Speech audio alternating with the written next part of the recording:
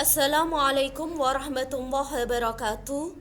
Yang saya hormati dosen pengampuh mata kuliah pengantar ilmu hukum Bapak Ahmad Mukhtar Syarafi. Nama saya Lailatul Hidayah. Saya mahasiswa IAI Al-Qalam. Saya akan menyimpulkan makalah saya dengan judul Asas-asas Hukum Administrasi Negara. Hukum administrasi negara adalah hukum mengenai pemerintahan atau eksekutif di dalam kedudukannya, tugas-tugasnya serta fungsi dan wewenang sebagai administrator. Ciri-ciri hukum administrasi negara. Ciri-ciri hukum administrasi negara: 1. Adanya hubungan istimewa antara negara dan warga negara. 2. Adanya sekumpulan norma yang mengatur kewenangan pejabat atau lembaga negara. 3. Adanya pejabat-pejabat negara sebagai pelaksana dari perjanjian istimewa tersebut. 4. Mencakup pengelolaan administrasi terhadap lembaga tertentu. Arti dan peranan hukum administrasi negara. Pertama, sebagai aparatur negara.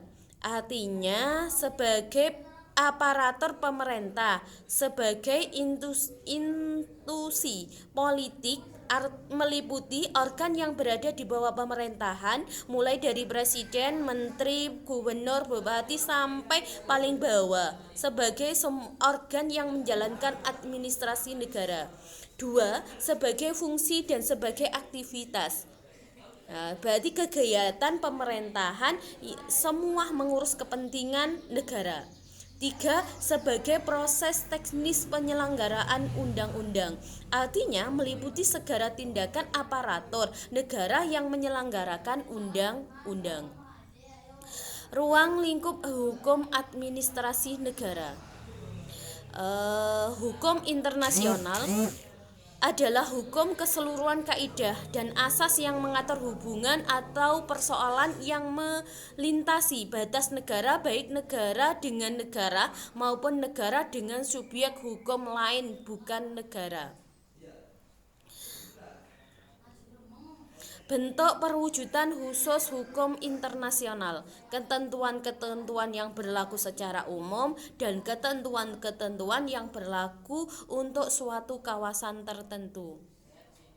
Penetapan dalam hukum internasional: hak-hak wilayah negara, perdagangan dan hubungan komersial internasional, penggunaan kekerasan oleh negara, hukum HAM dan hukum humaniter. Sumber-sumber formil hukum internasional: perjanjian internasional, prinsip-prinsip hukum, kebiasaan internasional, dan putusan-putusan pengadilan. Subjek hukum internasional: negara, organisasi internasional, Tatah Suci, Palang Merah Internasional. Subjek hukum internasional: kaum pemberontak, perusahaan transnasional, individu, organisasi non-pemerintah. Perwakilan negara di luar negeri. Perwakilan diploma adalah petugas negara yang dikirim ke negara lain untuk menyelenggarakan hubungan resmi antar negara. Fungsi perwakilan diploma: mewakili kepentingan negara pengirim di negara, melindungi kepentingan negara pengirim dan warga negara, meningkatkan kerjasama kedua negara. Tugas pokok perwakilan diploma: negosiasi, representasi, proteksi, persahabatan, dan observasi. Pengelolaan kepala perwakilan: Minister Riset. Misi perwakilan diploma: duta besar, duta menteri, kuasa usaha.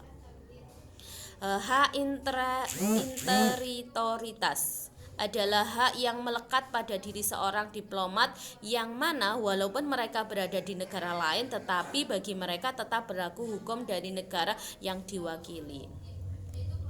Politik luar negeri: suatu formula nilai sikap, arah, serta sasaran untuk mempertahankan, mengamankan, dan mengajukan kepentingan nasional di dalam peraturan internasional.